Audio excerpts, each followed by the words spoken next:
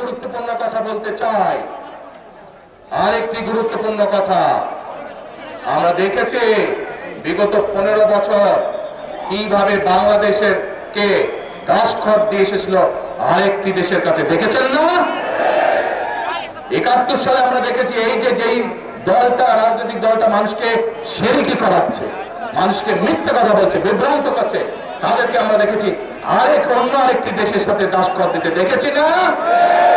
সেজন্যই আমি একটি কথা বলি, আমরা যারা এই দেশের মাটিতে বিশ্বাস করি, আমাদের যাদের ঠিকানা এই দেশের মাটি, আমাদের যাদের অস্তিত্ব এই দেশের মাটি, তাদের সবার জন্য, যারা আমরা নিজেদেরকে বাংলাদেশি বলি, তাদের সবার জন্য একটি কথা, দিল্লি নয়, দিল্লি নয়, নয় অন্য কোনো দেশ, সবার আগে বাংলাদেশ।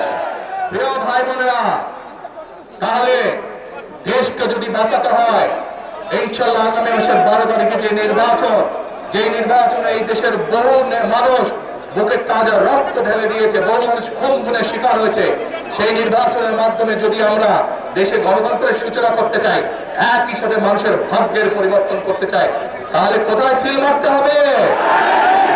শীষে আমাদেরকে সিল মারতে হবে এবং দেশ গঠনে আমাদেরকে কাজে ঝাঁপিয়ে পড়তে হবে।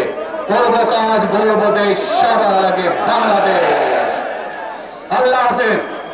বাংলাদেশ জাতীয়তাবাদী দল জিন্দাবাদ, বাংলাদেশ জিন্দাবাদ।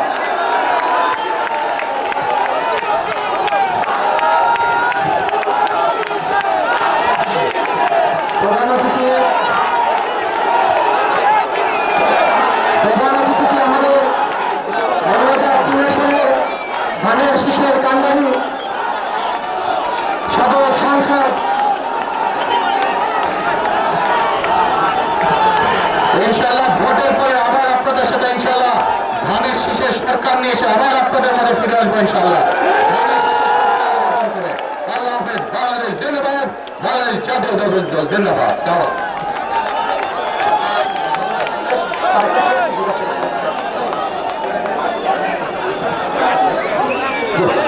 সবার